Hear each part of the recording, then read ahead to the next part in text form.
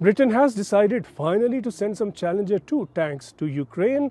Ukraine has long been looking since the start of the war really for tougher tanks with greater firepower, but NATO members, Britain included of course, have so far held back from such supplies. The Challenger 2 is the latest pledge from a NATO member. It entered military service back in the 80s, so it is quite old and it was deployed in the Gulf War, but since then there have been several upgrades short of development of the new Challenger 3 on its way. But can this change the course of the war? Not likely, not on its own. For a start, Ukraine is looking for quantity and not just quality.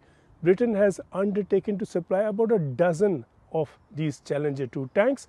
Ukraine says it needs 300 tanks like this. Before Britain, Poland announced, and this was President Duda who announced, that it will supply about 10 Leopard 2 tanks to Ukraine. The Leopard 2 is the main battle tank with the German army and is comparable to the Challenger 2. But again, a supply of 10 tanks is not significant, even though it is a start. The French really started this heavy armor rolling into Ukraine with their pledge to supply AMX-10 armored vehicle carriers. All this is drawing Ukraine more and more closely and heavily into the NATO fold, and Ukrainian Defense Minister Reznikov has said that de facto Ukraine is a NATO member already.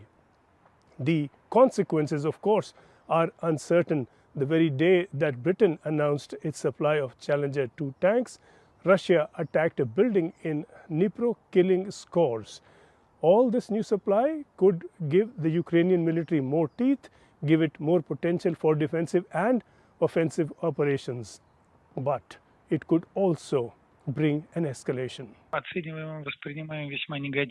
We evaluate and perceive it very negatively. We do not hide our attitude. In fact, the UK and other European countries such as Poland, which talk about their plans to arrange a new round of supplies of more advanced and technological military equipment for Ukraine, are not able to change the situation on spot.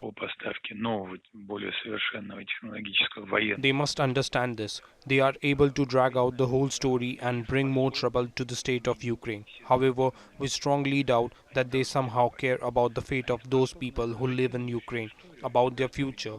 They use this country as a tool to achieve their anti-Russian goals. Nothing can change this. The special military operations will continue. These tanks burn and will burn. Just like the rest, the goal of the special military operation will be achieved.